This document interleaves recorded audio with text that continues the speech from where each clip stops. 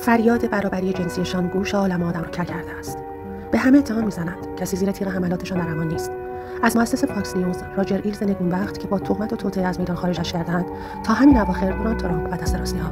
استورمی دنیلز، پرنسداری که در یک مصاحبه جنجالی 2018 دونالد ترامپ را متهم به تجاوز کرده بود، آخر سر و پس از کش و قوس‌های فراوان مشخص شد که در ازای پول آن مصاحبه و تهمت را ایجاد کرده بود. تارا رید از کارکنان دفتر بایدن در سنا میگوید که اسلیپی در 1993 در راهروهای مجلس او را بارها مورد آزار جنسی قرار داده است. کیتی هیل تا 2019 نماینده دموکرات کنگره بود. پس از اینکه تصاویر همجنسبازی‌اش با اعضای ستاد انتخاباتی‌اش منتشر شد، ناچار استعفا داد. آنتونی وینر، نماینده دموکرات از ایالت نیویورک که به تازگی ازدواج کرده بود، ارسال تصاویر برهنه خود به چندین زن از طریق اکانت توییترش اذعان کرد.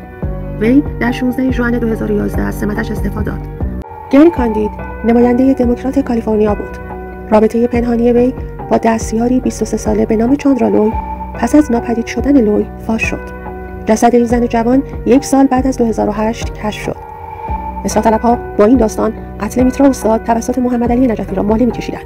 الیوت اسپیترز، فرماندار سابق نیویورک، از طرفداران کلیدی هیلاری کلینتون، کاندیدای دموکرات ریاست جمهوری، وعده داده بود با مبارزه با فحشا و بنبلا کردن فساد مالی دولت محلی نیویورک را پاکسازی کند. او که در یک گروه شبانه با روسپی‌ها رابطه داشته 2008 استعفا داد. آن کامپرز 50 سال نماینده میشیگان در مجلس امریکا بود. او که مدعی حقوق بشر بود، دستیاران زن سابق از او برای سوء استفاده جنسی شکایت کردند. وی کناره‌گیری کرد.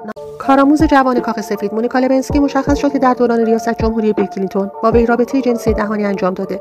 این رسوایی تا سالها نقل مجلس بود و همسر هیلاری را تا یک قدمی استیضاح کشاند. حتی کلینتون اعتراف کرد که برای فرار از استرس با مونیکا رابطه برقرار کرده بود. این رسوایی به نام مونیکا گیت معروف است.